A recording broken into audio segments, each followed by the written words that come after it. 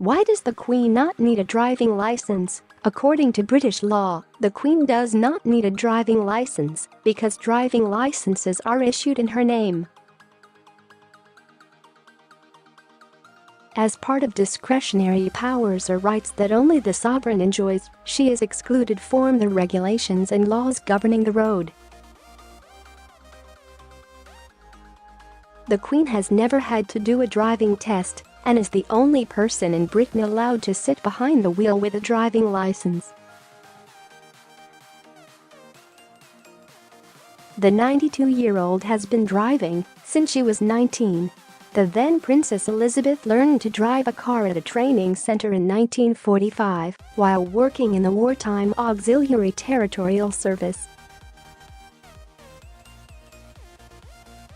The Queen's passion for driving has been well documented over the years, with photos capturing her behind the wheel.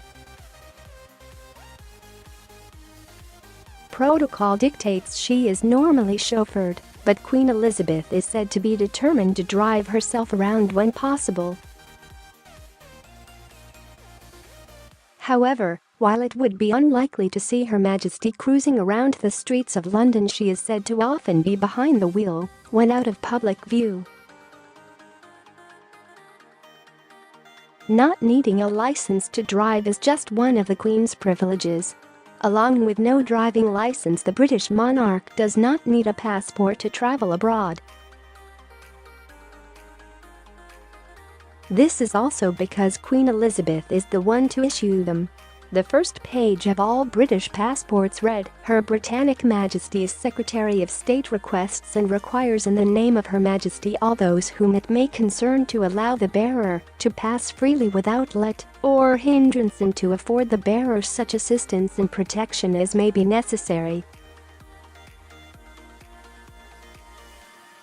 Queen Elizabeth has visited more than 100 countries during her reign, but she has not needed to provide any proof of identity once.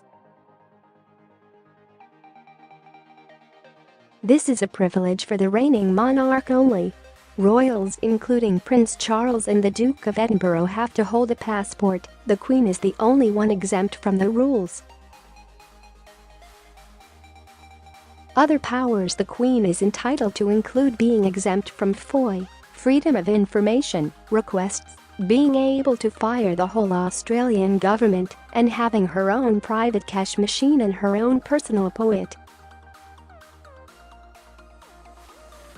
In addition, she is signing laws, creating lords and forming governments.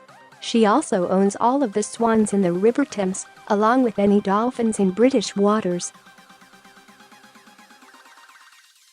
And if that was not enough, Her Majesty gets to celebrate her birthday twice a year.